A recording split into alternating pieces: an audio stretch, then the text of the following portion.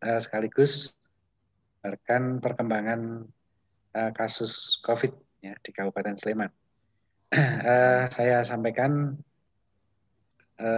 untuk sebentar, saya belum ketemu ya. Jadi sekarang langsung saja. Jadi kami mengambil judul vaksinasi dan perkembangan kasus COVID-19. Saya kira untuk tujuan vaksinasi COVID-19 ini sudah sering kita dapatkan berbagai informasi yang memang seperti ini. Yang pertama tentu saja adalah menurunkan angka kesakitan dan kematian akibat COVID-19. Kemudian target berikutnya adalah mencapai kekebalan kelompok atau herd immunity untuk mencegah dan melindungi kesehatan masyarakat. Kemudian yang ketiga, melindungi dan memperkuat sistem kesehatan secara menyeluruh. Jadi secara lingkup lebih besar lagi adalah melindungi dan memperkuat sistem kesehatan secara menyeluruh. Kemudian yang keempat adalah menjaga produktivitas dan meminimalkan dampak sosial ekonomi dari dari penyakit COVID ini. Jadi ini saya kira sudah sering disampaikan. Dan kemudian beberapa prinsip pelaksanaan vaksinasi ini juga sudah sering disampaikan ya, bahwa pemberian vaksinasi ini dilakukan oleh dokter, perawat ataupun bidan di fasilitas pelayanan kesehatan pemerintah maupun swasta yang menjadi tempat pelaksanaan pelayanan imunisasi COVID-19. Hanya pelaksanaan ini bisa dilakukan di sentra-sentra vaksinasi, baik secara massal, maupun kadang-kadang ada bahkan yang sampai dengan drive-thru. Kemudian kalau pelaksanaan ini masih tetap dokter, perawat maupun bidan ya. Dan yang lain tetap membantu dalam pelaksanaan di meja 1, kemudian di pra meja 1 maupun meja 1, dan mungkin juga ikut memonitor di meja 4. Tapi intinya adalah bahwa sampai saat ini pelaksanaan vaksinasi ini baru bisa dilakukan ini. Jadi misalnya katakanlah ada TNI ataupun Polri akan dilibatkan, ya kalau TNI dokter, perawat maupun bidan juga tidak apa-apa, Polri juga demikian. Kemudian prinsip berikutnya adalah pelaksanaan vaksinasi ini diharapkan tidak mengganggu pelayanan imunisasi rutin dan juga pelayanan kesehatan lainnya. Kemudian pelayanan vaksinasi dapat dilakukan di puskesmas dan jaringannya, ya. Kemudian sesuai dengan kebijakan pemerintah daerah setempat. Kemudian melakukan screening atau penapisan secara ketat terhadap status kesehatan sasaran sebelum dilakukan pemberian vaksinasi terkait dengan status komorbidnya, ya, mungkin usianya, kemudian juga mungkin penyintas COVID atau kemudian dalam pelaksanaan tetap harus menerapkan protokol kesehatan.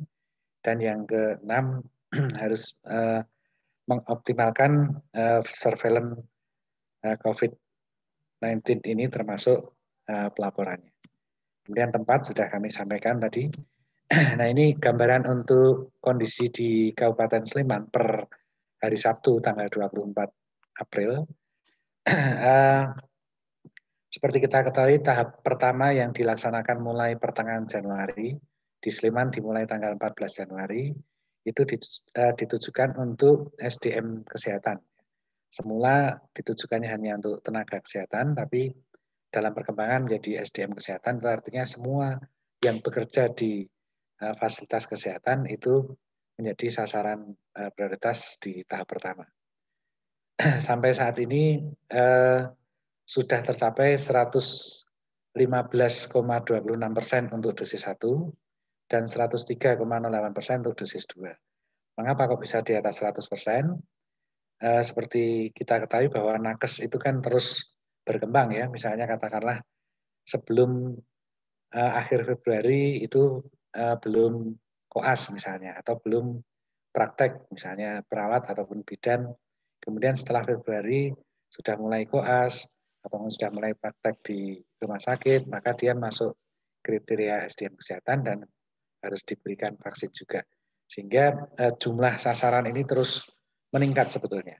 Jadi di sini kami tuliskan sasarannya adalah 16.000 sekian, itu mengikuti target yang disepakati dengan Dinas Kesehatan DIY. Tapi sebetulnya dalam kenyataan target kita ini sudah mendekati angka 20.000. Sehingga kalau targetnya menggunakan angka 16.000 sekian, maka dosis 1 sudah di atas 115%, dosis 2 sudah 103%. Kemudian untuk pelayanan tahap kedua yang kita di Sleman dimulai akhir bulan Februari, tepatnya tanggal 27 Februari itu ada launching atau kick off untuk tahap kedua. Kita ketahui bahwa tahap kedua ini ditujukan kepada petugas pelayanan publik dan lansia. Petugas pelayanan publik ini sangat bervariasinya sangat luas, mulai dari TNI, Polri, ASN, tenaga pendidik atau guru, dulu sampai ke dosen, tenaga kependidikan, ya, kemudian termasuk tokoh agama, kemudian bahkan di dalamnya juga termasuk pedagang pasar, ya, kemudian pelaku ekonomi, kemudian juga ada tadi tokoh agama, ya, dan juga beberapa yang lain, ya. Kemudian lansia. Di awal-awal tahap kedua itu lansia itu sebenarnya hanya ditujukan di ibu kota provinsi. Sedangkan kabupaten di luar ibu kota provinsi itu tetap menyelenggarakan vaksinasi untuk layanan publik. Tapi dalam perkembangannya ya tidak jelas batas waktunya kapan. Dari pemerintah pusat menghendaki untuk prioritas tahap kedua itu adalah untuk lansia, sehingga Kabupaten Sleman sempat banting setir sebentar, ya, jadi supaya bisa mengejar ketertinggalan untuk vaksinasi lansia. Untuk pelayanan publik, total pendaftar sampai saat ini adalah sekitar 105.000. Kemudian sudah tercakup 64,82% untuk dosis pertama, sedangkan untuk dosis kedua baru 36,51%. Sedangkan untuk lansia, ini karena kita baru mulai 16 Maret, ya, jadi baru sebulan lebih sedikit begitu.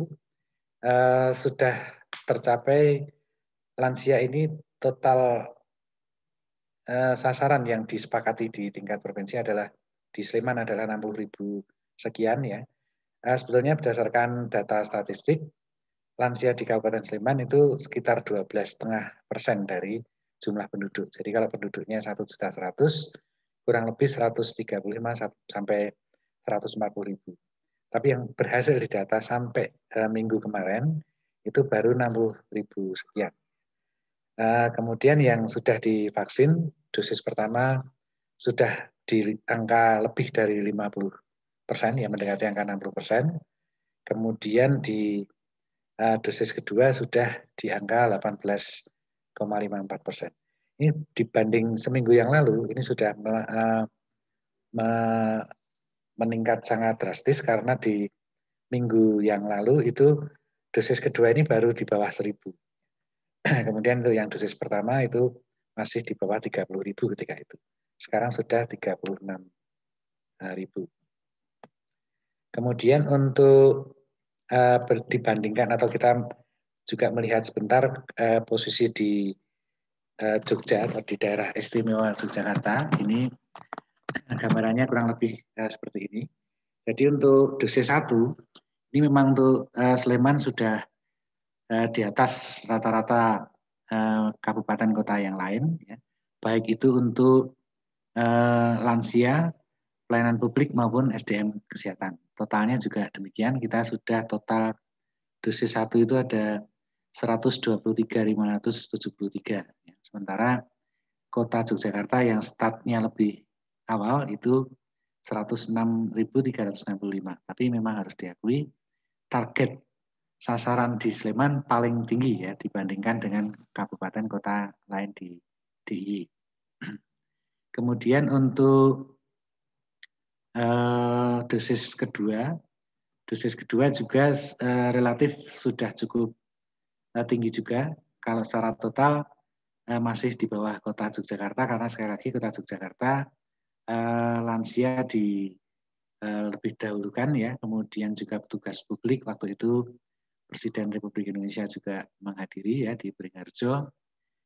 Kita Sleman masih mengejar ketertinggalan tersebut. Sedangkan kalau untuk dirinci per tahap pertama ini untuk Sleman tetap paling banyak. Jadi kalau kita lihat konsumsi vaksin di Kabupaten Sleman, jadi untuk dosis 1 dan dosis 2 itu kurang lebih sudah 190.000 dosis. Artinya untuk dosis pertama maupun dosis kedua. Tapi kalau dilihat kontak pertamanya dengan vaksin COVID ini sudah 123.000 lebih. Kalau dibanding jumlah penduduk Kabupaten Sleman sekitar 1,1, itu sekitar 11-12% dari seluruh penduduk. Kemudian sebagai catatan di pelaksanaan vaksinasi di lapangan, ini mungkin untuk introspeksi bagi kami, tapi barangkali nanti ada masukan juga dari Bapak Ibu narasumber dan juga para peserta diskusi ini, bahwa vaksin COVID-19 ini kan merupakan public good, ya, juga, jadi bukan private good. Kemudian dalam waktu dekat mungkin akan ada private good yang untuk vaksin gotong royong. Ya. Nah, karena merupakan public good, maka wajar apabila berbagai kalangan mendesak untuk segera mendapatkan vaksinasi dengan berbagai argumentasinya. Ya. Jadi misalnya ya contoh saja ya, misalnya wartawan minta untuk didahulukan. Mengapa? Karena saya setiap hari komunikasi dengan orang banyak macam-macam. Kemudian guru juga demikian minta didahulukan. Kemudian kemarin terakhir itu para advokat maupun notaris yaitu juga mengejar-ngejar. Bahkan belakangan ini asosiasi penyelenggara mal di DIY ini juga mengajukan untuk bisa mendapatkan vaksinasi segera karena mereka selalu kontak dengan pelanggan ya, sampai ke tenan-tenannya ataupun sampai ke pegawai-pegawainya. Kemudian berbagai argumentasi ini yang menyebabkan kita di lapangan itu harus pintar-pintar menata atau mengatur strategi di satu sisi, di sisi yang lain harus bagaimana menyampaikan argumentasi ya. Karena apa? Karena semua biasanya menggunakan jalur-jalur khusus. Mohon maaf ini misalnya karena ada jalur dengan Kementerian Kesehatan misalnya bisa mendapatkan vaksin. Nah, nanti perguruan tinggi yang lain juga ikut-ikut. Ya. Nah, awal-awalnya mungkin Kementerian Kesehatan tidak masalah, UGM mengajukan langsung ke Kementerian Kesehatan. Setelah itu perguruan tinggi yang lain yang ada di Sleman khususnya ini akhirnya kesulitan karena Kemenkes sendiri juga harus menata distribusi vaksin ini dengan lebih baik karena harus mengurusi seluruh Indonesia. Nah, kemudian walaupun kita juga paham yang menolak vaksin itu sebenarnya juga masih ada, ya masih cukup banyak. Akan tapi saat ini harus boleh dikatakan kalah suara dengan yang mengeluhkan vaksin. Kemudian yang mungkin cocok dengan topik pembicaraan kita sore hari ini ada di poin ketiga, ya, bahwa vaksinasi COVID-19 ini dianggap oleh sebagian warga dapat menggantikan protokol kesehatan, sehingga ingin segera mendapat vaksinasi agar dapat lebih bebas beraktivitas.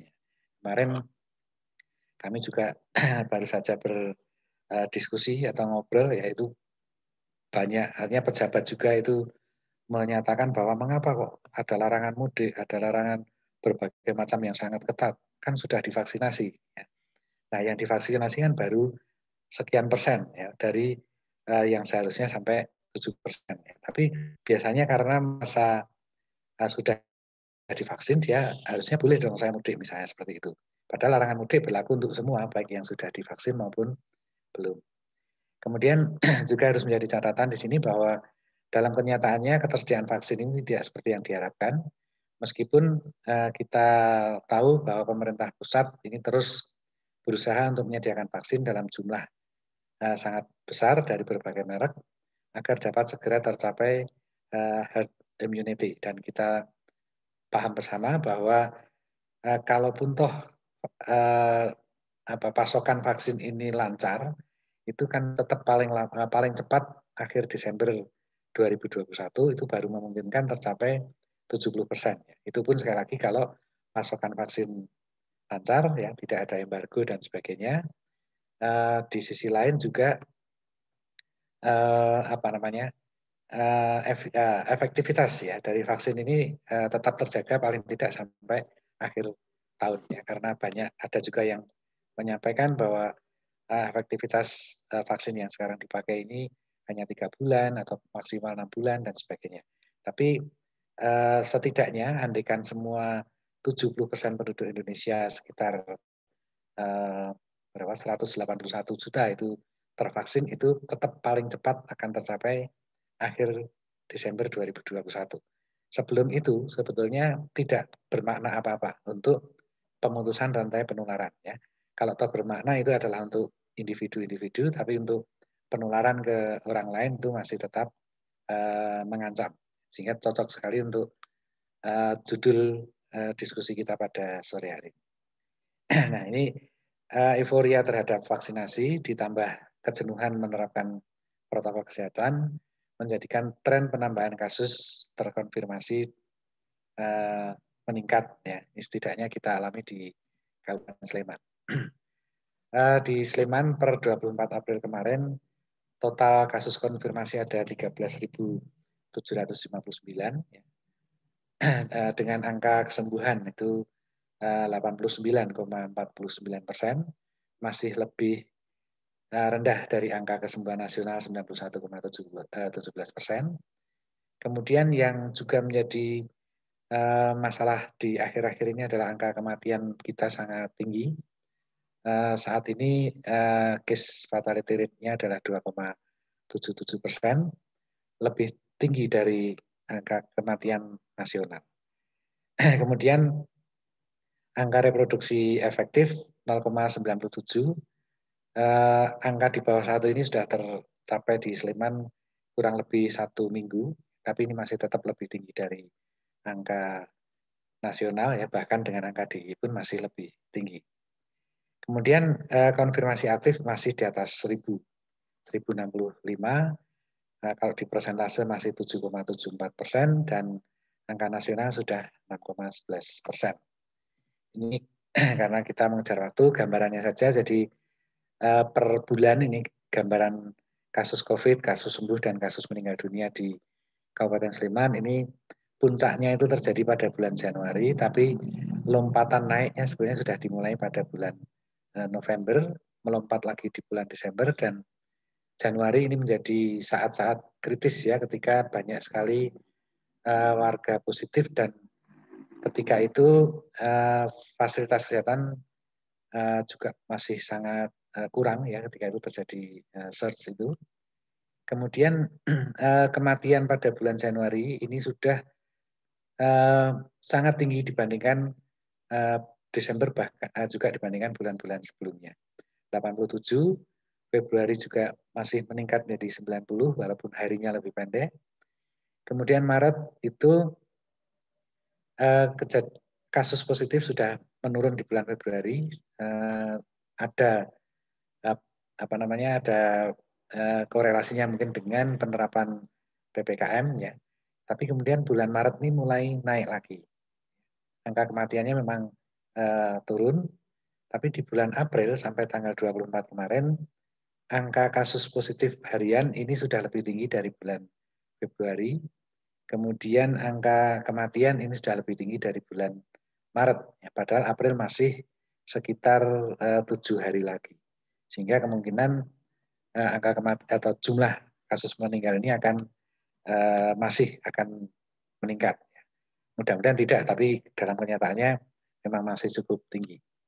Ini saya kira perkembangan dari awal pandemi sampai April tanggal 24 kemarin, dan adalah gambaran kasus COVID di Kabupaten Sleman.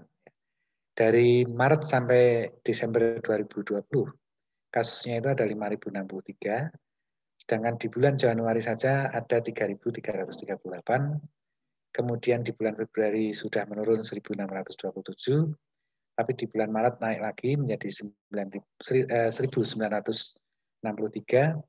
dan April ini baru sampai tanggal 24 sudah di 1.765. Jadi proyeksi kami ini di bulan April akan menyalip bulan Maret. Kalau dilihat secara mingguan, yang kami sampaikan tadi di bulan Januari kasusnya paling tinggi itu terjadi di minggu keempat. Minggu keempat Januari ini luar biasa, 946. Kemudian vaksinasi COVID dimulai minggu ketiga ya, minggu 3 tanggal 14 Januari, jadi belum ngefek ya. PPKM Mikro dimulai tanggal 17 Januari.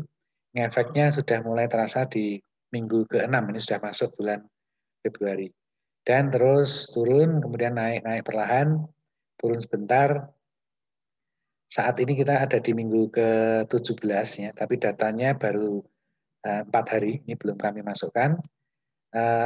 Yang terakhir kita masukkan adalah minggu ke-16, itu minggu kemarin. Itu sudah terlihat trennya dari minggu ke-14 sampai 16 itu sudah naik ya. Dan melihat kemarin itu kasusnya 3 hari terakhir kemarin juga tinggi, ini kemungkinan nanti juga arahnya tetap akan naik juga ya dibandingkan minggu ke-16. Kemudian yang terjadi saat ini adalah orang antara berharap berdoa dengan apa ya istilahnya kenyataannya seperti apa. Mungkin secara umum orang mengira bahwa pandemi COVID ini sudah segera berakhir. Ya. Ini kita rasakan juga pada bulan Agustus tahun kemarin sebetulnya. Bulan Juli itu sudah mulai menurun, warga masyarakat sudah mulai kendor mengira bahwa pandemi akan segera berakhir. Tapi ternyata kan sama sekali belum ya. Ternyata mulai September justru meningkat tajam sampai puncaknya di bulan Januari kemarin. Tanda-tanda bahwa orang menganggap pandemi akan segera berakhir, beberapa contoh saja ini, mohon maaf ini kalau salah mau nanti dikoreksi. Beberapa rumah sakit, ya kita tidak menyebutkan di Sleman atau di DI atau pada umumnya, sudah mulai mengurangi kapasitas bed isolasi COVID dan mengembalikan sebagai bangsal semula. Ya, karena semula ketika ada edaran dari Menkes bahwa semua rumah sakit harus menambah kapasitas sampai 30-40%, banyak yang kemudian mengalihkan bangsal umum menjadi bangsal COVID. Nah, beberapa informasi yang kita terima, beberapa rumah sakit sudah, nah ini kalau terus dipakai untuk COVID, padahal pasiennya COVID tidak ada, ya karena pada banyak yang milih isolasi mandiri atau gejalanya ringan, maka kan apa namanya ya, mengacaukan cash flow dari rumah sakit.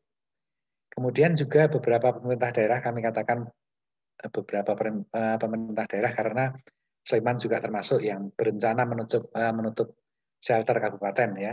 Ini mulai 1 Mei nanti rencananya asrama haji yang berkapasitas 120-an itu akan kita akhiri kerjasamanya. Karena apa? Karena asrama haji itu akan digunakan untuk persiapan ibadah haji yang insya Allah tahun ini diyakini akan dilaksanakan.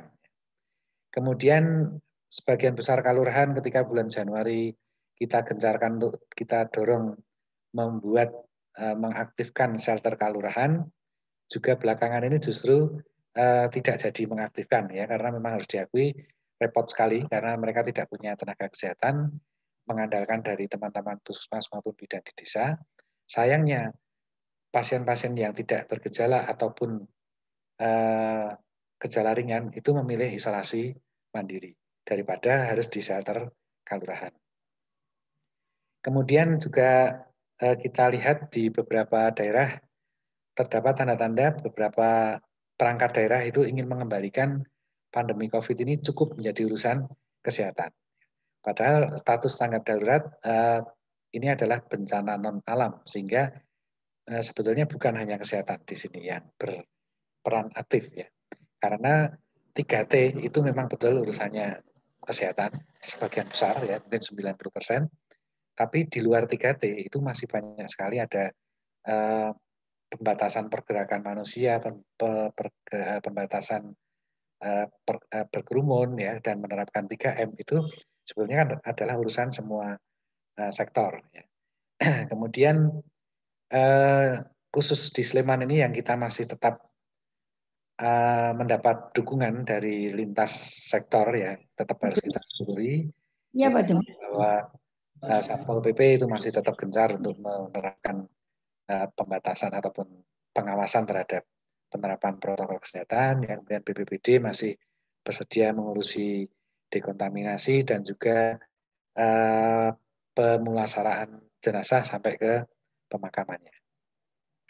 Kemudian juga harus diakui bahwa tenaga kesehatan kami di puskesmas khususnya ya, ini banyak yang tersedot konsentrasinya untuk mengurusi vaksinasi yang sangat gencar dan berubah-ubah aturannya ya, sehingga ada kalanya harus dilaksanakan secara massal dan sebagainya ya, sehingga ada belakangan ini kemarin agak menurunkan tensi kegiatan tracingnya, walaupun kalau kami di Sleman akhir-akhir ini sudah kita gencarkan kembali.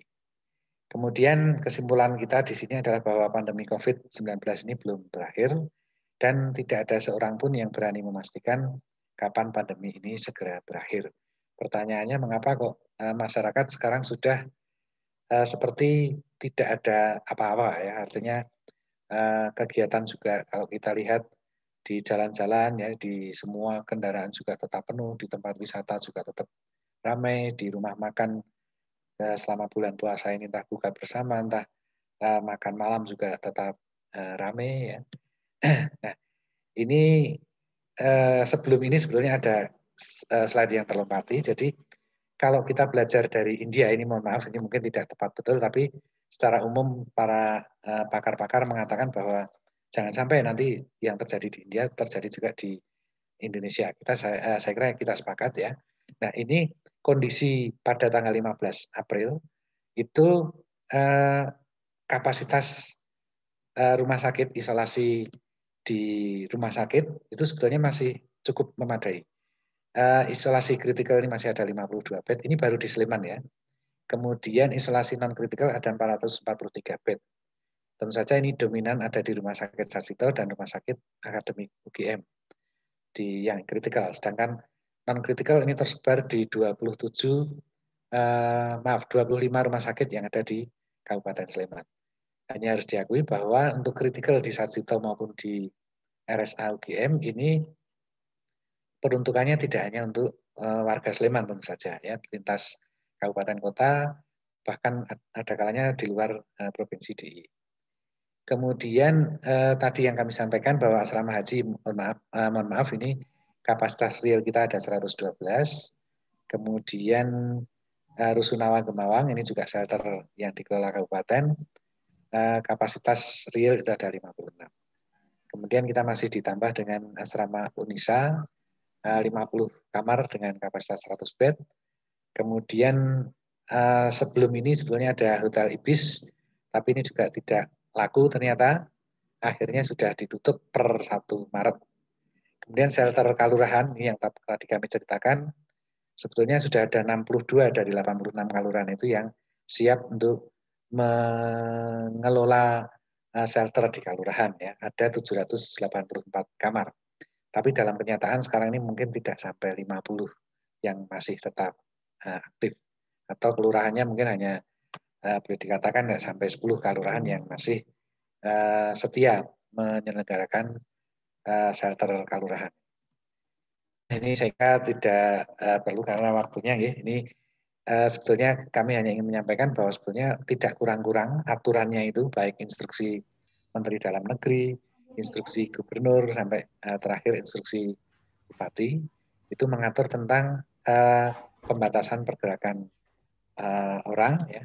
Tapi dalam kenyataannya, dalam pelaksanaannya tetap belakangan ini kita tetap kasusnya tetap tinggi dan terjadi banyak klaster keluarga ataupun klaster tetangga ya.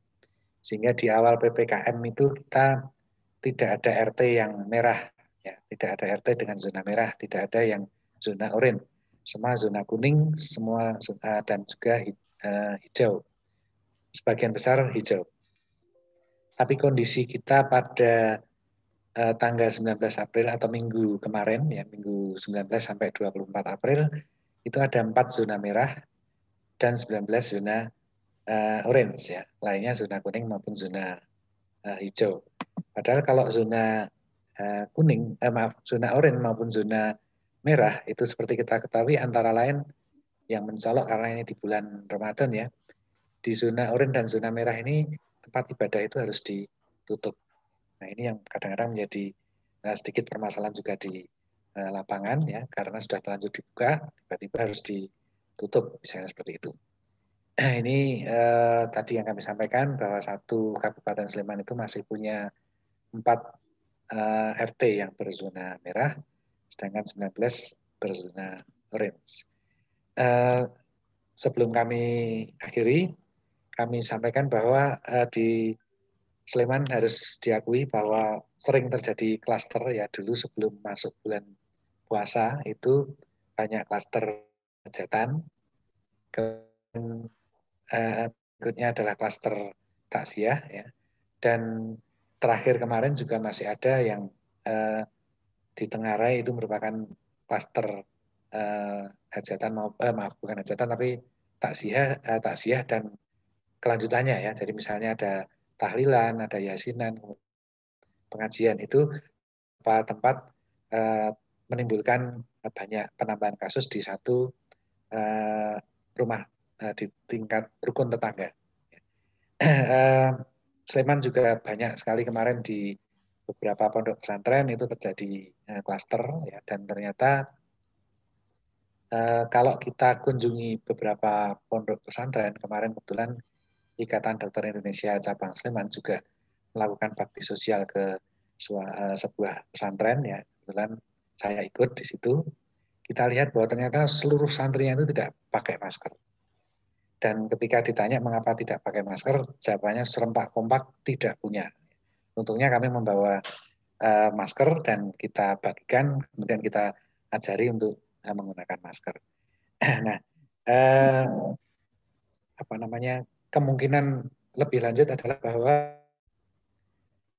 ikan tatap muka, ya, ini kemungkinan, ya, sudah di beberapa daerah sudah diuji coba untuk di tingkat provinsi itu kan mengelola SMA SMK itu sudah di uji coba tatap muka, dan ternyata di Sleman juga ada satu buah SMK di Kapanewon Tempel itu juga pernah menjadi klaster, ya. Nah, nanti kalau besok Mei itu ada kegiatan belajar mengajar tatap muka, hanya guru-gurunya sudah tervaksin, ya, tapi murid-muridnya kan tidak tervaksin. Nah, ini menjadi pertanyaan berikutnya. Ya, saya kira demikian. Mohon maaf, Ibu Endang, kalau agak terlalu panjang dan meladrah. Saya akhiri sampai di sini. Terima kasih. Assalamualaikum warahmatullahi wabarakatuh. Waalaikumsalam warahmatullahi wabarakatuh. Terima kasih Dokter Joko, sangat komplit informasi yang diberikan. Saya sampai tidak enak untuk menyetop karena informasinya sangat dibutuhkan untuk kita semuanya, dari mulai policy pemberian vaksin yang harus manuver, ya dokter, Ya. Kemudian juga kasus-kasus yang masih meningkat. Kemudian ini saya termasuk ini Dokter Joko, termasuk yang meskipun April jumlahnya kasus menurun, tapi ternyata di sekitar saya ini malah justru sedang meningkat ini. Oh, Hingga masuk ke PPKM tadi. yang Kalasan, ya? Saya di Jungke, Pak. Oh, ya, itu termasuk, Ya, ya. semoga nanti dengan upaya bersama bisa segera menurun. Ya, Baik Bapak mudah-mudahan, Ibu ya. sekalian, nanti mohon masih tetap berada di sini Dokter Joko, barangkali ada pertanyaan nanti. Kemudian kami mohonkan Dokter Citra untuk sesi berikutnya memberikan sharing kepada kita semuanya. Waktu saya persilakan.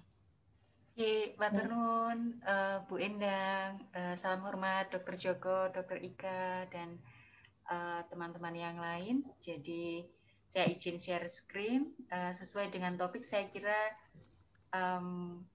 saya akan melanjutkan cerita Pak Joko, tetapi saya akan sangat singkat karena menika judulnya angkringan ya Bu, jadi Iya. kayak ngobrol gitu. Oke, Jadi saya nanti tidak dilanjut dengan panjang. ngobrol santai. Karena ke kuliner ngangkring itu sambil gojek-gojek ngaten nggih, Iya. tapi Cuma wedangannya nanti ya, Bu. wedangannya yang belum boleh nggih. Iya. Nggih, sekedap kok belum terbuka sekedap Ibu. Nggih, monggo.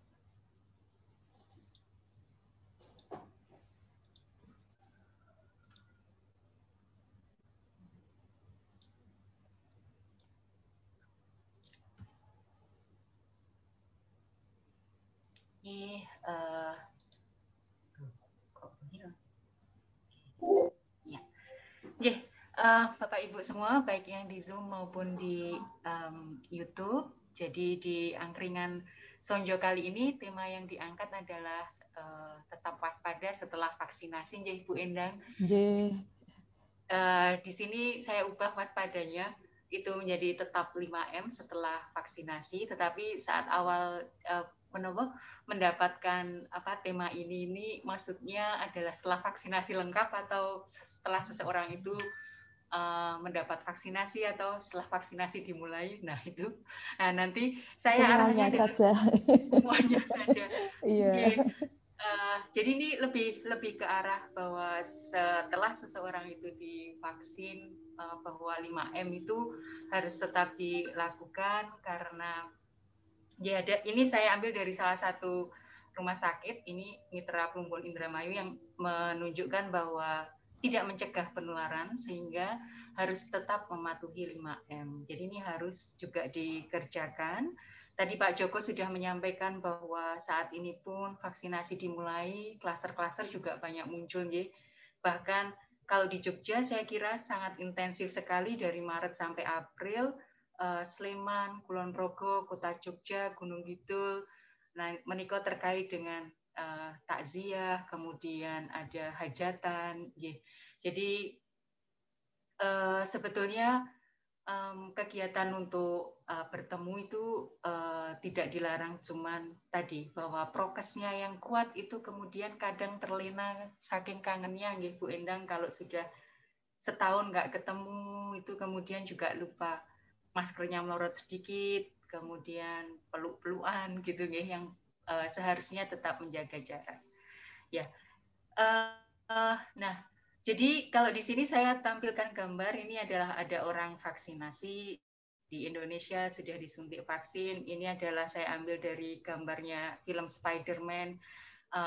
Jadi setelah anak ini digigit oleh laba-laba yang dikembangkan dari seorang ilmuwan, ini kemudian menjadi Spider-Man yang kemudian dia bisa melakukan hal apapun sampai kemudian bisa tahan terhadap serangan gitu.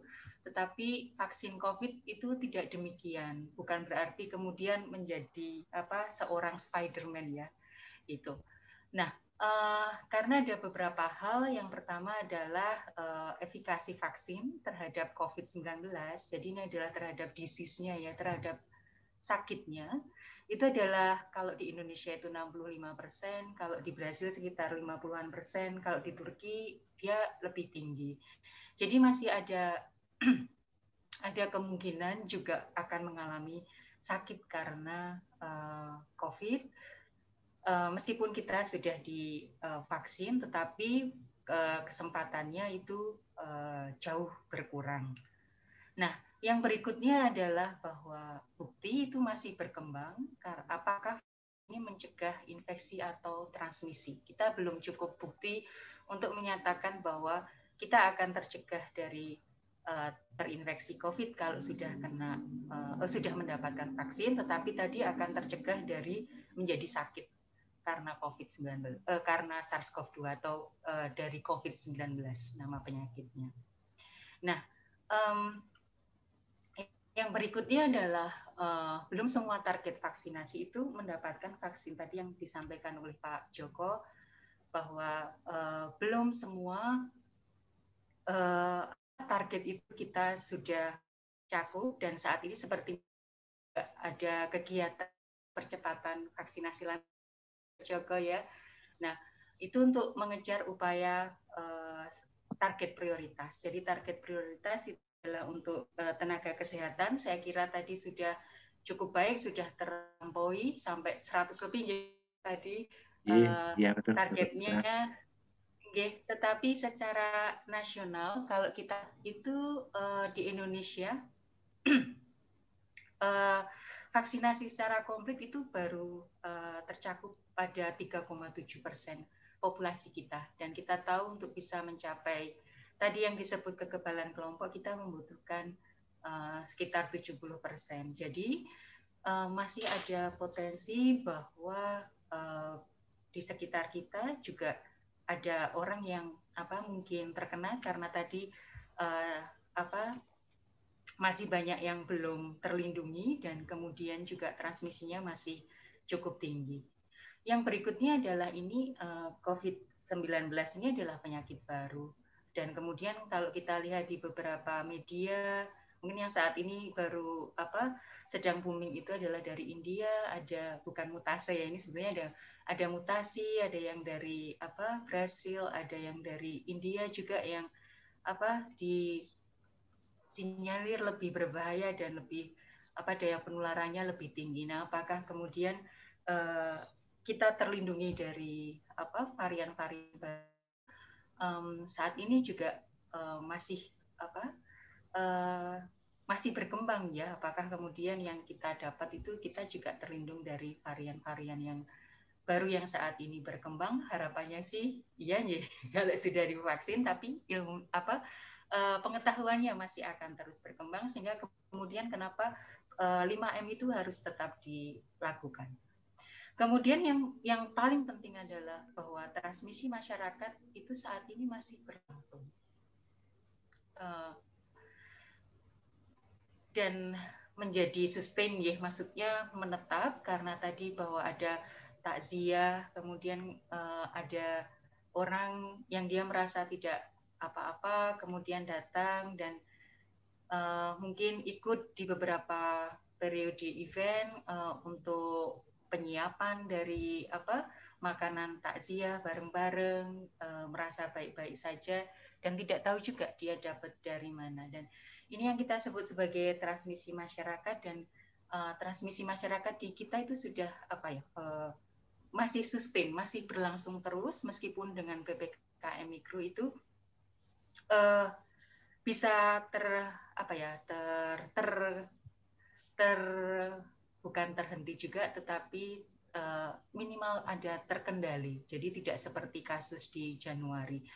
Tetapi meskipun kalau kita lihat dari grafiknya itu ada kasus penurunan terkendali, tetapi tadi bahwa potensi untuk transmisi di lokal kita, tadi Bu Endang menyampaikan bahkan di areanya piyambak itu sekarang ada klaster pun akan tetap ada, dan kita tidak tahu area-area mana saja yang mempunyai potensi itu karena kita tidak bisa melihat secara detail, terutama mereka yang asimptomatik. Nah, kalau di Jogja sendiri klaster muncul masih runtut nih, Joko Karyan, kemudian yang di Sleman, Jongke, kemudian ada lagi di Kulon Progo saat ini Ponpes, kemudian di Gunung Kidul itu ada hajatan keluar atau takziah bersama-sama di luar kota. Nah, yang seperti itu saya kira kemudian ada yang menyebutkan juga masyarakat mulai bosan. Nah, itu mungkin menjadi tantangan kita supaya terus-menerus saling mengingatkan tentang prokes bahwa COVID itu atau SARS-CoV-2 itu masih ada di sekitar kita. Jargon yang sekarang ada itu adalah jangan sampai menjadi seperti India, kalau yang kita sampaikan saat ini.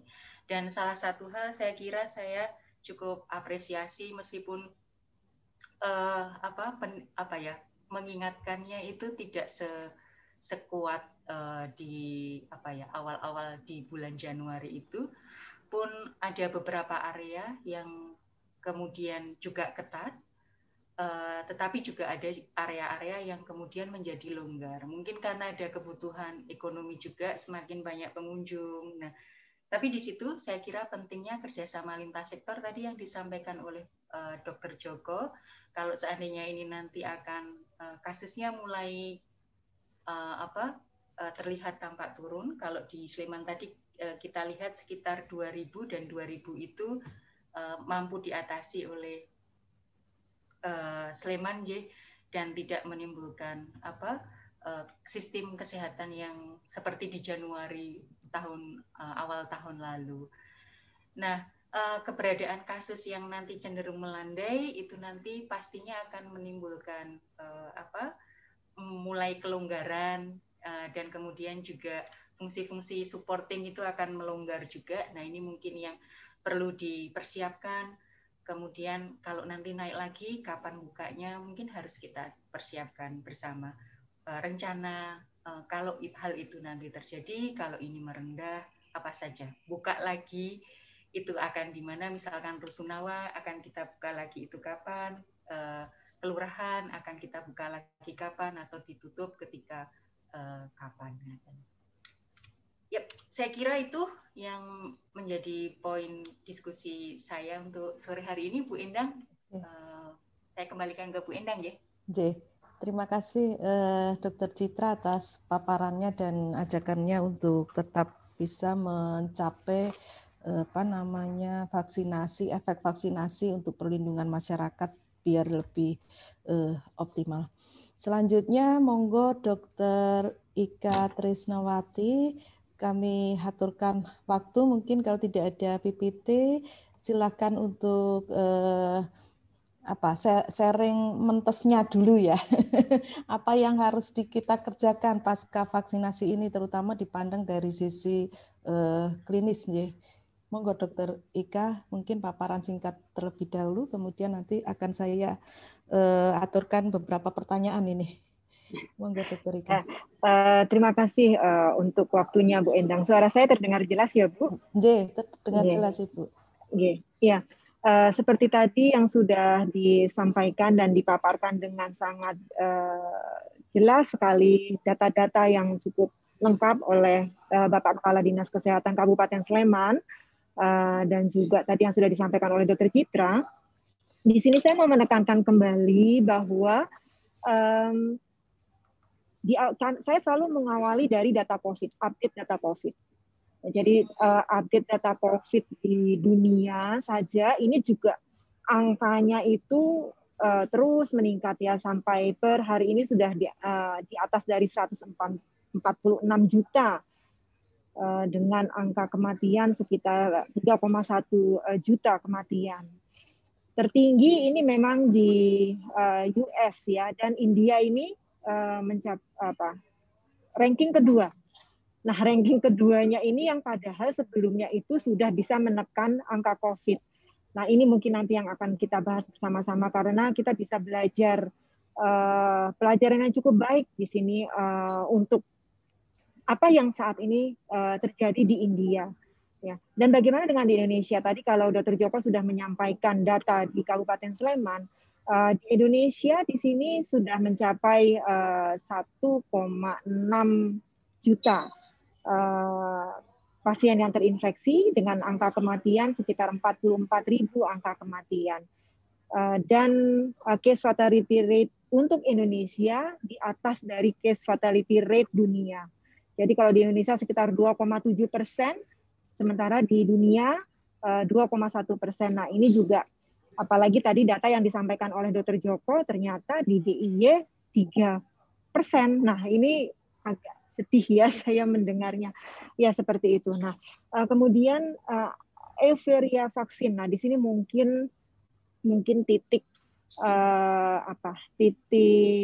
pembahasan diskusi kita pada sore hari ini adalah mengenai euforia vaksin, supaya kita mengenal benar apa sebenarnya sih tujuan vaksin, manfaatnya, targetnya, terus kemudian apa yang dilakukan setelah itu, dan belajar juga dari apa yang terjadi di India.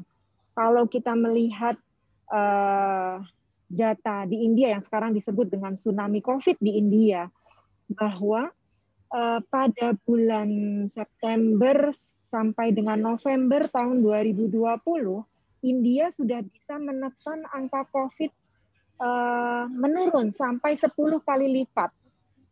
Ya, jadi ini memang merupakan suatu prestasi ya bagi negara India, bisa menurunkan angka COVID sampai sedemikian tinggi. Tetapi apa yang terjadi kemudian? Ya ini yang disebut dengan euforia COVID, euforia vaksin. Pada saat menurun angka COVID, itu memang belum vaksinasi pada saat itu, karena sekitar bulan September November, dan kemudian dilakukan vaksinasi. Nah, setelah dilakukan vaksinasi dengan pemerintah India sudah menyampaikan bahwa berhasil menurunkan angka COVID, dan kemudian ditambah lagi dengan vaksinasi yang dijalankan, terjadi euforia.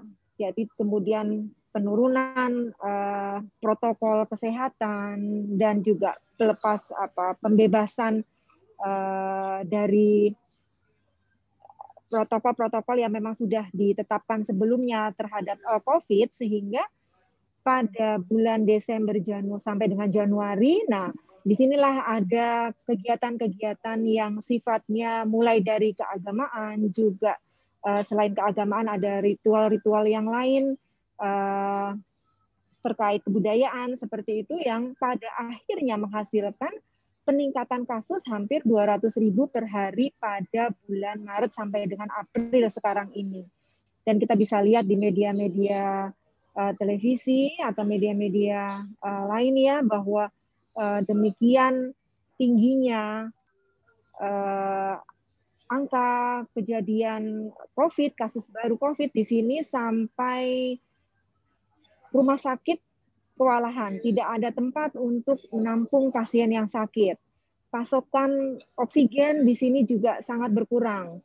Selain rumah sakit bednya berkurang, pasukan obat-obatan tentu saja juga sangat terbatas. Bahkan pasien-pasien yang meninggal karena tidak mendapatkan pengobatan yang seharusnya, kalau di India ini kan dilakukan kremasi. Nah, di sini sampai tidak ada tempat untuk dilakukan kremasi. Jadi hanya dibakar di lapangan-lapangan ataupun halaman. Nah, ini kan sangat menyedihkan ya, dan jangan sampai hal ini terjadi di Indonesia. Karena kita sudah menjalankan vaksin dan juga jumlahnya sudah mencapai, vaksinasi yang pertama ini sudah sekitar 10 juta orang yang tervaksin untuk yang vaksinasi 1 dari target 40 juta. Untuk vaksin yang kedua ini sudah sekitar 5,5 juta, tadi sudah Dr. Joko sampaikan. Jadi target yang pertama adalah tenaga kesehatan, kemudian target vaksinasi yang kedua adalah orang-orang yang bekerja di pelayanan publik, dan yang saat ini masih berjalan adalah lansia. Nah, ini yang terus kita selesaikan. Nah, bagaimana dengan populasi umum? Nah, populasi umum yang tidak masuk dalam kelompok 3 tadi, sedang menunggu ya, karena kita sedang menyelesaikan vaksin-vaksin yang memiliki kelompok risiko tinggi seperti itu. Dan juga mungkin nanti ada juga pengaruh dari mutasi. Nah, di sini penting sekali, nanti mungkin kita bahas ya Bu Endang ya, mengenai mutasi pada virus COVID, karena di sini menarik sekali bahwa adanya mutasi inilah yang membuat kita harusnya lebih aware bahwa kita tidak boleh lepas dari protokol kesehatan. Mungkin nanti akan saya sampaikan mengapa sih kok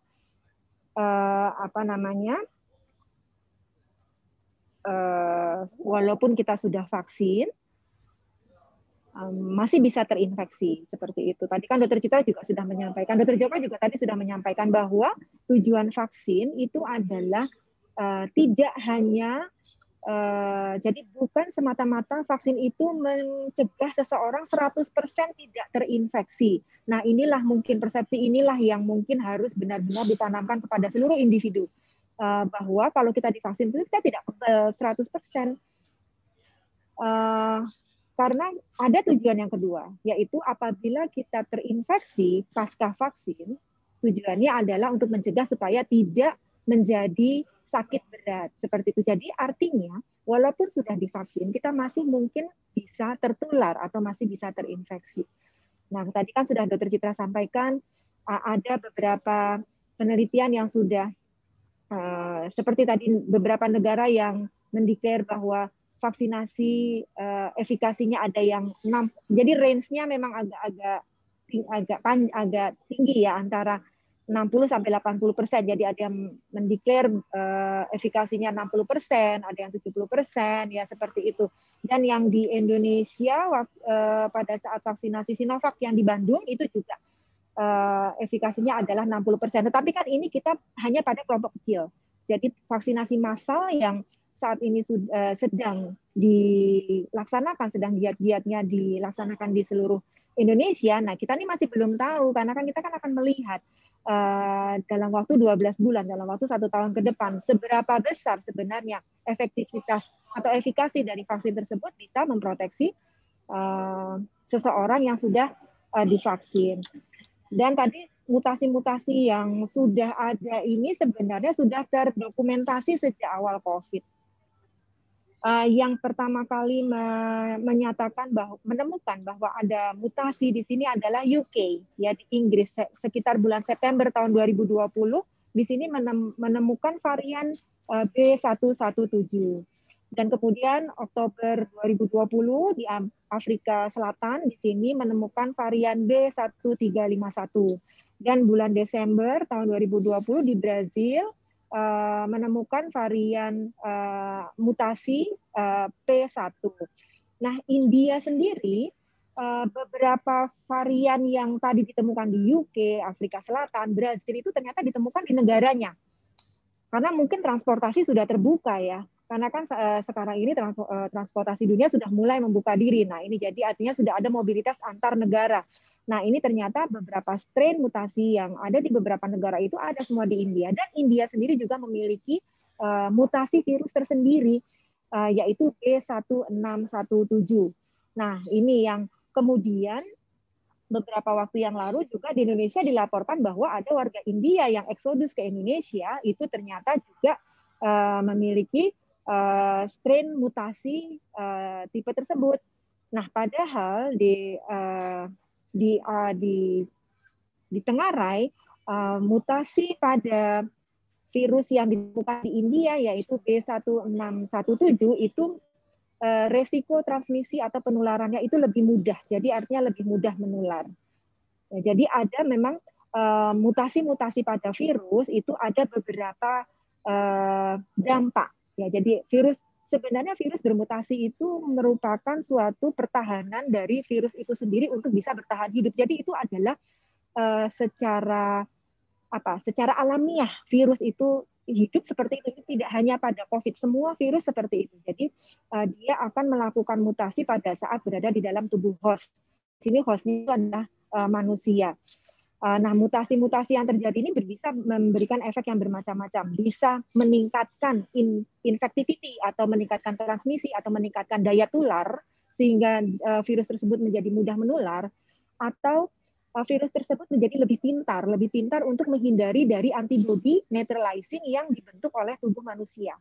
Nah, sehingga virus tersebut akan bisa lolos dari vaksin.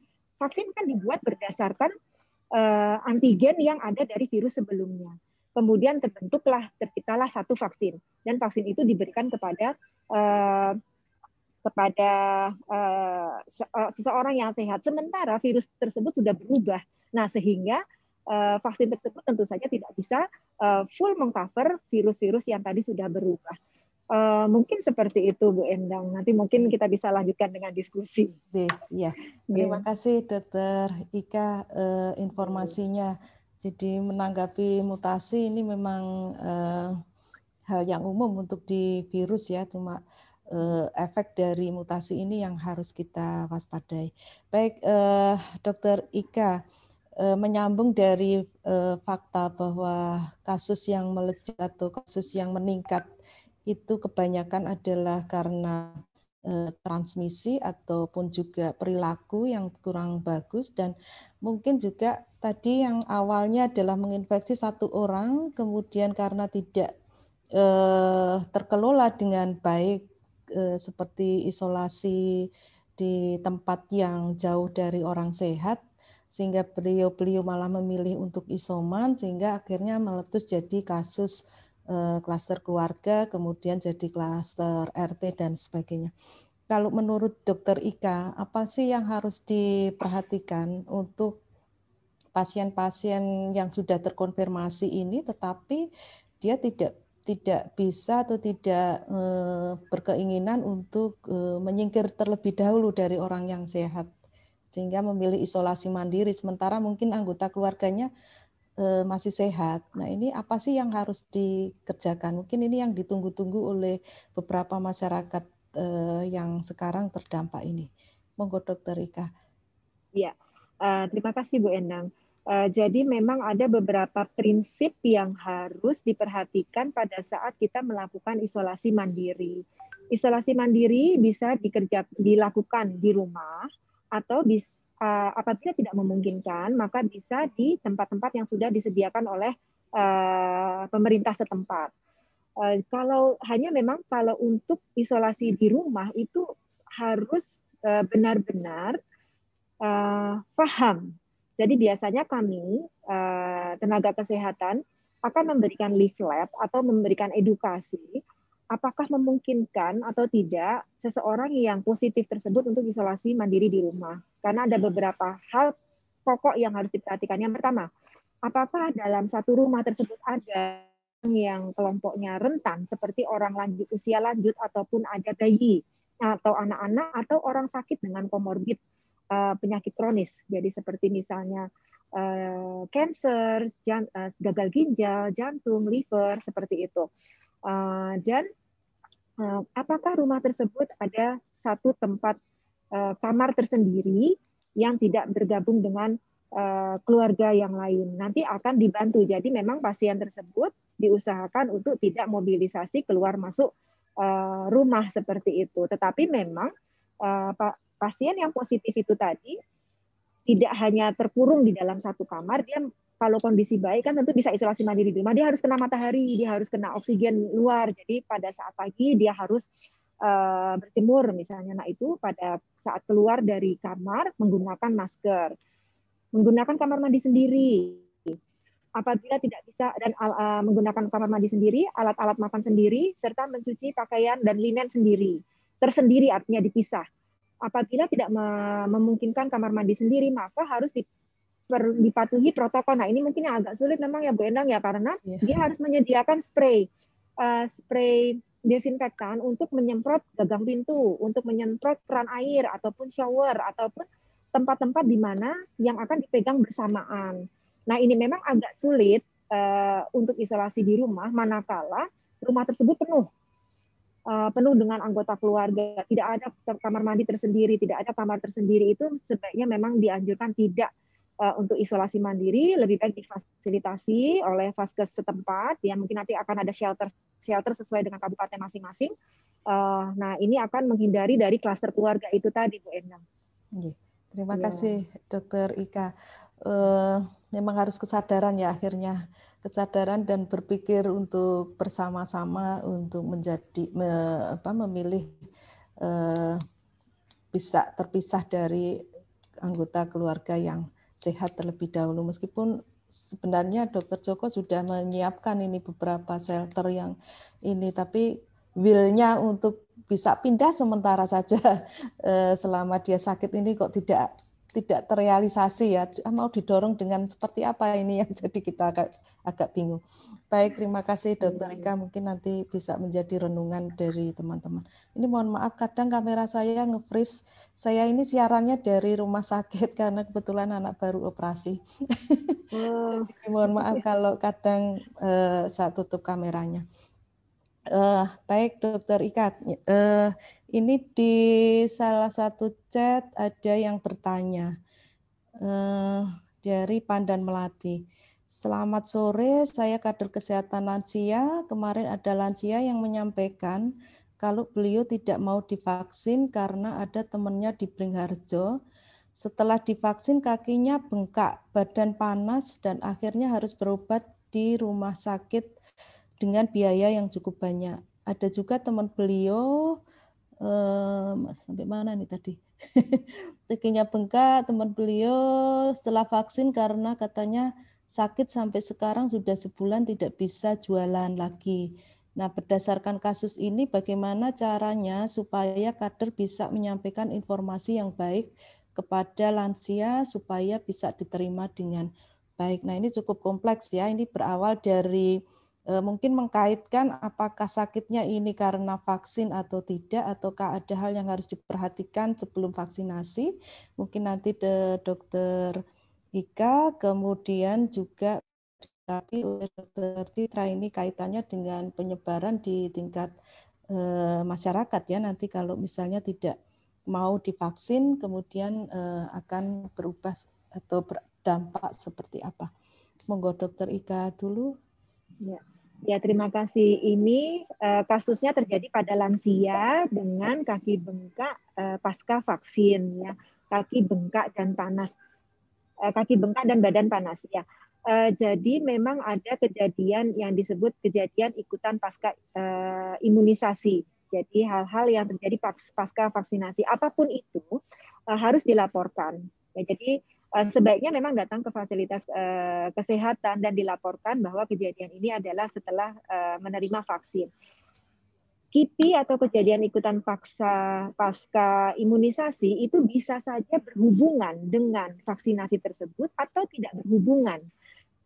Ya, jadi ini belum tentu sebenarnya kondisi yang dikeluhkan oleh pasien tersebut itu ada hubungannya. Karena apa? Yang pertama, ini pasiennya lansia ya, usia lanjut, dengan ada keluhan kaki bengkak.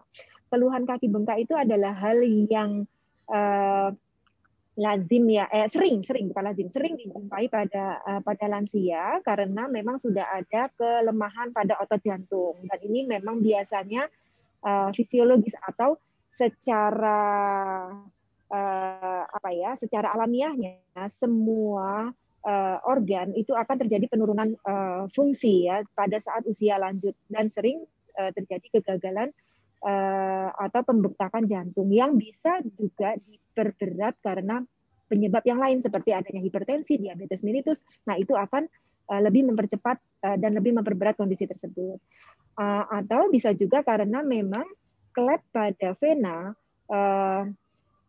pada usia lanjut itu kan sudah tidak seperti atau tidak sekuat pada usia muda, sehingga aliran balik ke jantung itu tentu saja tidak sekuat pada usia muda. Nah, ini memang hal-hal yang sering dikeluhkan pada usia lanjut. Jadi adanya kaki bengkak. Karena di sini hanya kakinya saja yang bengkak, jadi tidak ada bengkak seluruh tubuh.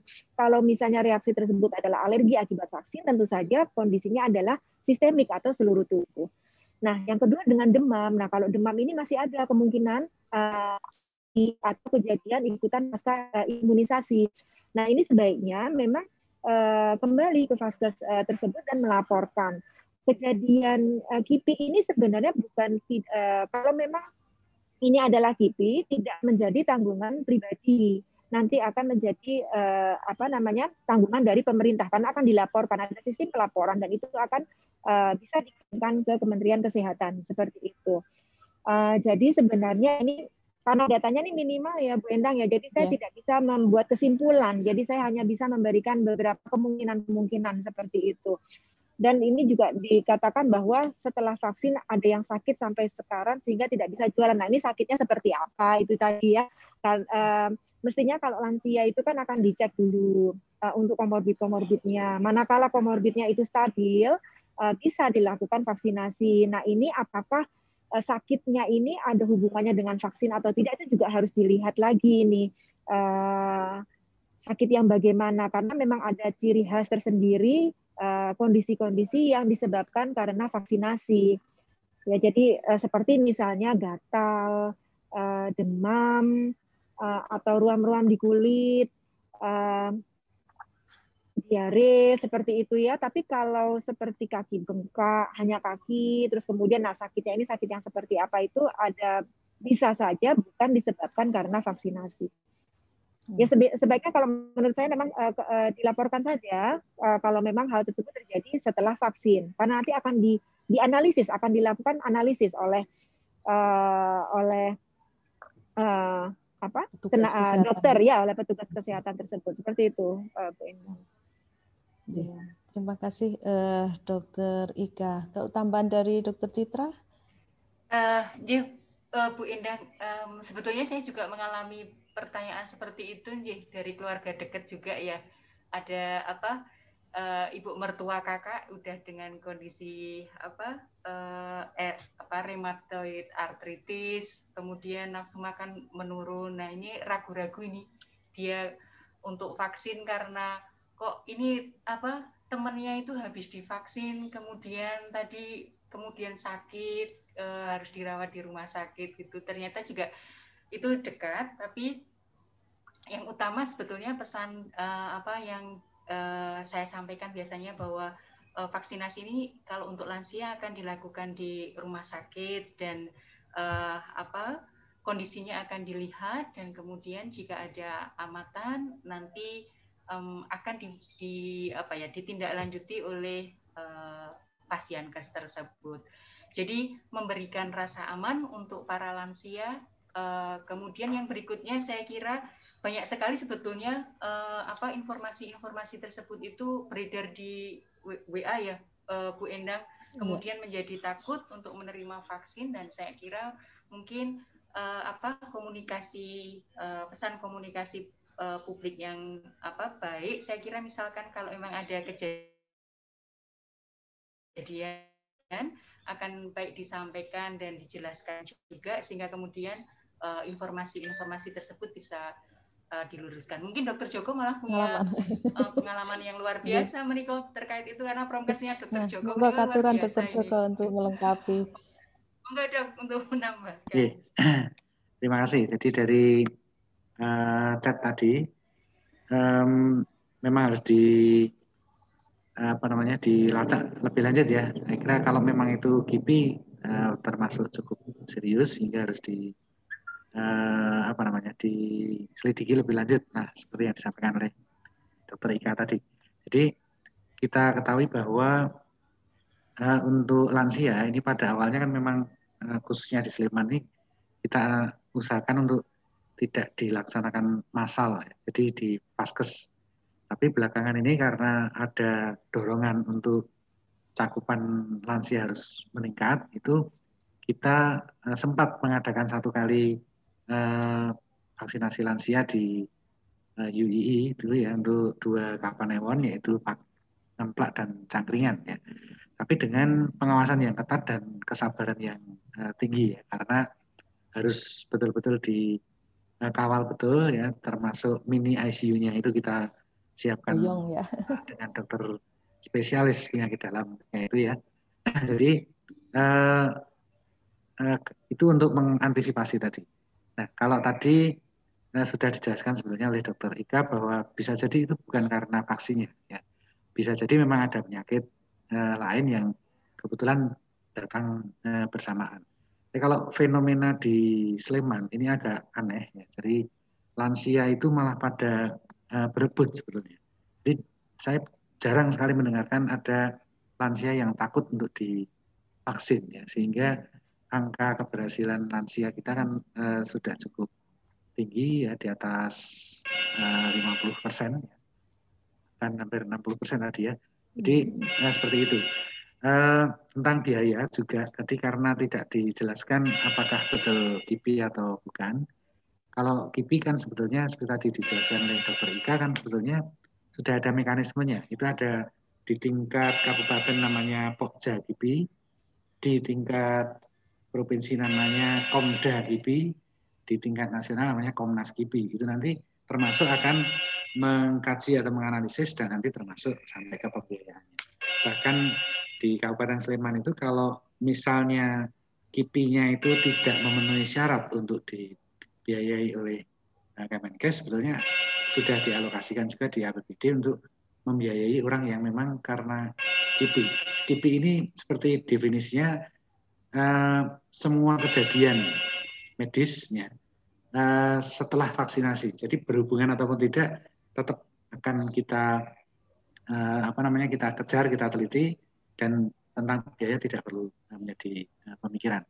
Nah, kalau tadi yang diceritakan ada yang apa namanya sampai tidak berjualan karena sakit selama 1 bulan. Ini memang kadang-kadang ini ya apa namanya informasi yang sampai itu mungkin tidak Utuh ya. gitu ya. Jadi kita tidak tahu apakah tidak jualannya karena memang karena KIPI atau setelah divaksin itu terus kemudian tidak mau berjualan misalnya seperti itu. Yang jelas kalau fenomena sekali lagi ya hal yang terjadi di Sleman itu justru lansia pada umumnya itu malah berduyun-duyun pengen untuk segera mendapatkan vaksinasi. Jadi kalau yang diceritakan oleh Mbak siapa tadi Mbak Pandan Melati ya, itu kejadiannya di mana? Misalnya di Sleman ya, nanti akan kita cari lebih lanjut posisi persisnya di mana dan akan kita lakukan edukasi lebih. Saya kira demikian, Bu Indan. Oke. Terima kasih Dr. Joko. Ini untuk pemberian informasinya melalui apa ini, Dr. Joko? Sebetulnya di banyak platform ya, artinya baik melalui websitenya Pemkab Sleman, ya kemudian Dinas Kesehatan Sleman sendiri, yang melalui leaflet ataupun bahan cetakan, ya kemudian melalui spanduk-spanduk maupun banner-banner, itu sangat banyak kita produksi untuk kita teruskan menyampaikan informasi sampai ke tingkat kelurahan, bahkan di sekolah-sekolah dan juga di tingkat bahkan sampai ke tingkat padukuhan. Gitu. Terima kasih. Mungkin Bapak Ibu ada yang ingin menyampaikan pertanyaan secara langsung dari yang hadir ini? Sebelum kita akhiri masih 5 menit. Kalau saya tanya boleh? Monggo. Untuk siapa ini? Untuk saya. Kalau ketemu Dr. Ika ini pengennya tanya. Mohon maaf ya Dr. Ika ya. Terlalu merepotkan Dr. Ika saya itu. Ini jadi kalau Januari dan Februari kematian di Sleman tinggi, tapi kan kasusnya tinggi sehingga waktu itu angka kematian CFR kita itu di bawah 2,5 sebetulnya. Tapi karena di bulan Maret dan April itu kasusnya sudah menurun, tapi angka kematiannya tinggi sehingga angka kematian kita 2,77. Nah, pertanyaan saya menampung juga pertanyaan dari teman-teman, apakah mungkin ini karena ada mutasi tadi, jadi ada varian mutasi yang meninggalnya itu sangat cepat, ya. Dan kemarin mungkin pernah diceritakan juga ya, ada seorang ibu COVID positif, ya, kemudian malam meninggal, paginya mau dimakamkan, suaminya nyusul, ya, tapi suaminya ini memang belum sempat di swab. Nah, pertanyaan saya tadi tentang apakah mungkin di Jogja ini varian virus corona ini sudah menyebar, ya, dan itu yang menyebabkan banyak kejadian kematian. Kalau kapasitas rumah sakit kan sekarang ini boleh dikatakan sementara ini kan tidak masalah, ya. Kemudian tenaga-tenaga dokter spesialis di rumah sakit saya kira juga sudah sangat memadai. Tapi apakah karena virusnya? Itu Dr. Ika, mohon maaf. Terima kasih. Ya terima kasih Dr. Joko. Jadi memang ada beberapa hal yang memang menarik perhatian kami saat ini, Dok. Jadi memang beberapa kasus yang ada khususnya di Rumah Sakit Sarjito itu memang severity-nya itu berat. Jadi artinya lebih berat dibandingkan pasien-pasien yang sebelumnya. Nah ini ada yang memang lebih banyak sih memang karena keterlambatan merujuk. Kalau itu juga memang menjadi salah satu fakta yang harus kita selesaikan bersama, ya Dok. Jadi kan untuk kapasitas rumah sakit seperti yang dokter sampaikan tadi bahwa sudah tidak menjadi masalah seperti Rumah Sakit Sarjito, sebenarnya juga kapasitas itu sudah cenderung lebih longgar karena kami juga sudah menutup 2 bangsal non intensif karena jumlah kunjungan pasien sudah berkurang. Nah, jadi artinya untuk merujuk itu sebenarnya sudah tidak menjadi masalah lagi. Jadi keterlambatan merujuk ini juga harus diperhatikan. Terus kemudian yang kedua, banyak yang dirujuk ke Sarjito itu bukan warga Jogja, Dok. Nah, ini juga yang mau saya tanyakan kepada dokter. Apakah pelaporan jumlah angka kematian itu melihat dari tempat tinggal atau hanya berdasarkan dari rumah sakit? Jadi kalau hitungan dari Rumah Sakit Sarjito misalnya menyumbang angka kematian sekian, sementara di sini kami menerima dari beberapa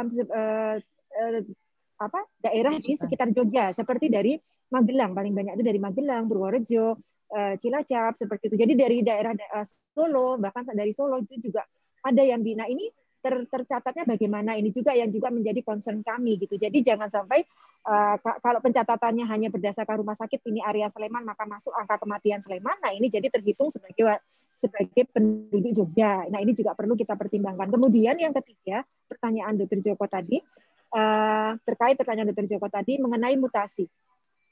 Masih memungkinkan dok, cuma kita memang belum punya datanya. Ada penelitian kami dengan whole genomic sequencing oleh Dr. Gunadi.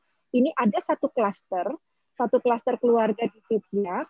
Ini memiliki strain varian virus yang sama mutasinya, jadi jumlah dan jenis mutasinya sama. Dan ini memang berat. Jadi artinya pasien itu datang itu sebenarnya masih kondisi baik, tapi percepatan perburukannya itu sangat cepat.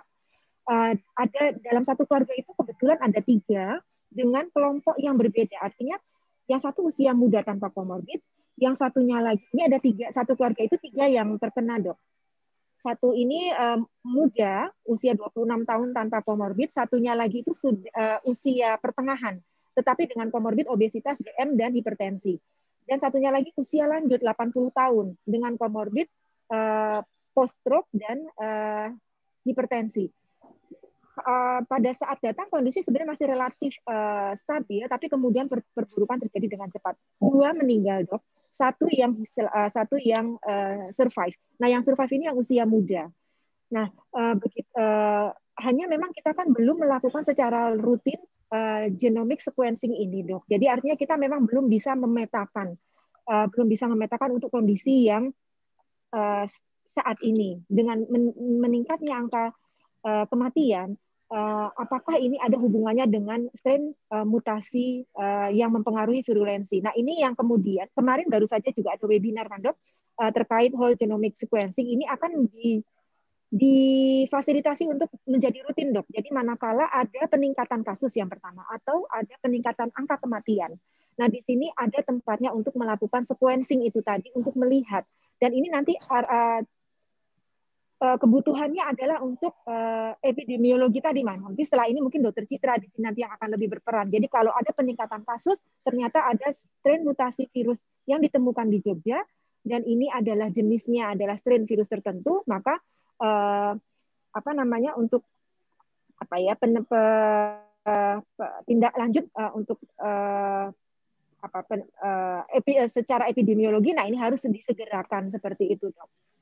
Jadi ya mungkin kita arahnya nanti akan ke sana dok, tapi karena ini tidak semua fasilitas bisa memeriksa sequencing itu tadi dan hanya bisa kalau untungnya Jogja bisa ya dok ya di FKKMK UGM di Biomall. Nah ini mungkin akan kita kolaborasi ya dok ya. Jadi antara pemerintah setempat, terus kemudian juga dengan institusi pendidikan dan rumah sakit di DIY ini nanti mungkin yang akan bisa membantu mengatasi ini bersama. Mungkin seperti itu, dokter. Terima kasih, Dokter Ika, informasinya. Terima kasih semuanya. Ini tidak terasa sudah pukul 17, nanti saya disemprit Pak Rimawan ini ada di sini soalnya. 1 menit mungkin closing statement dari para pembicara untuk menyikapi apa yang harus diwaspadai pasca vaksinasi agar kasus COVID ini segera mereda. Monggo kami urutkan lagi dari Dr. Joko, kemudian Dr. Citra dan Dr. Ika. Monggo Dr. Joko. Ya. Terima kasih Bu Endang atas kesempatannya. Jadi kita pada kesempatan ini tetap ingin menyampaikan ya bahwa kegiatan vaksinasi ini tetap harus terus dilakukan, digencarkan dengan termasuk harus segera menyediakan vaksin yang memadai, yang cukup ya.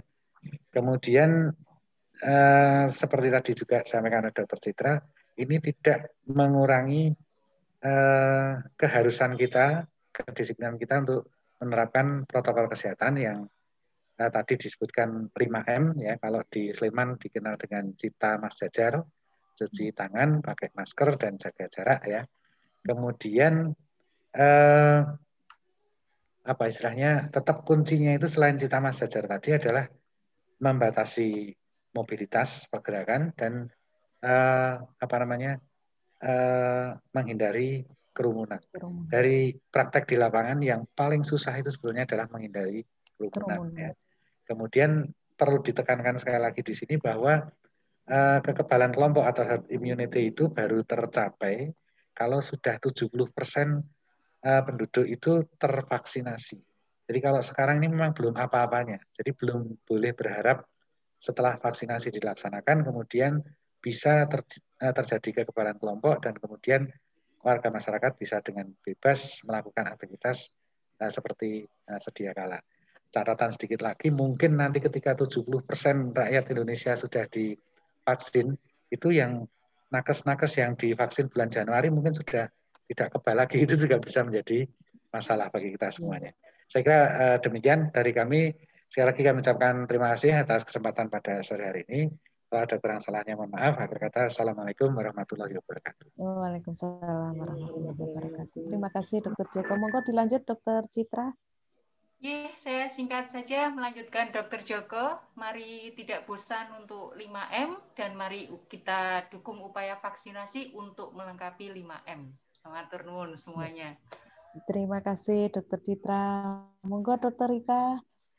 Ya, tadi untuk protokol sudah sangat tegas disampaikan oleh Dr. Joko dan Dr. Citra. Saya hanya mau menyampaikan bahwa kita semua memang akan memasuki era semua orang, semua penduduk akan divaksinasi. Tetapi belajar dari negara-negara seperti India, kemudian Jepang, ya seperti itu ya, bahwa kita tetap harus prokes walaupun sudah divaksinasi. Ya, mungkin seperti itu, Bu Endang. Terima kasih. Jadi kita sepakat semuanya habis vaksinasi, baik yang pertama maupun yang kedua, prokesnya tetap harus ada dan dipakai dengan tepat ya. Jangan sampai udah bawa masker tapi janggutnya yang dikasih masker. Nah ini yang paling bahaya. Berkerumunnya sudah sudah dikurangi, tetapi gaya hidup yang lainnya ini masih kendor, jadi tidak mungkin nanti akan mendapat hasil yang maksimal. Jadi terima kasih Bapak Ibu pembicara, dan sebelum saya tutup, Pak Rimawan, monggo kalau ada yang akan disampaikan. Matur Ibu, nggih, matur sembah nuwun. Matur nuwun. Pentasnya bagaimana Pak Rimawan? Baik, kalau demikian karena mengingat waktu, mungkin nanti ada yang akan menyiapkan berbuka puasa, maka kita akhiri untuk Sonjo Angkringan ke-54 ini teriring ucapan terima kasih, khususnya untuk Dr. Joko, Dr. Citra, dan Dr. Ika yang sudah berbagi ilmu dan sharing. Kemudian kita semuanya yang sudah hadir melalui platform Zoom maupun YouTube. Kami ucapkan terima kasih atas kesediaan waktunya untuk mendengarkan, dan mungkin nanti akan melanjutkan informasi ini ke sanak saudara atau teman terdekat kita, sehingga COVID-19 ini akan segera berakhir dan juga vaksinasi menjadi mendapatkan hasil yang terbaik, bisa melindungi, bukan melindungi ya, tapi menyumbangkan pada penularan COVID yang semakin mengecil. Baik, Bapak Ibu, terima kasih dan mohon maaf bila ada kata yang tidak berkenan. Tetap sehat dan semangat menghadapi bulan Ramadan, meskipun dengan keterbatasan tidak boleh ngabuburit dengan luring ya ini ya. Ngabuburitnya online saja dengan program Sonjo. Pak Rimawan juga sudah menyiapkan. Matur nuwun sekali lagi Bapak Ibu, mohon maaf untuk kekurangan saya, dan kita akhiri Sonjo Angkringan ke-54 ini, dan semoga bermanfaat. Assalamualaikum warahmatullahi wabarakatuh. Selamat sore, selamat menanti buka puasa, dan tetap sehat. Assalamualaikum.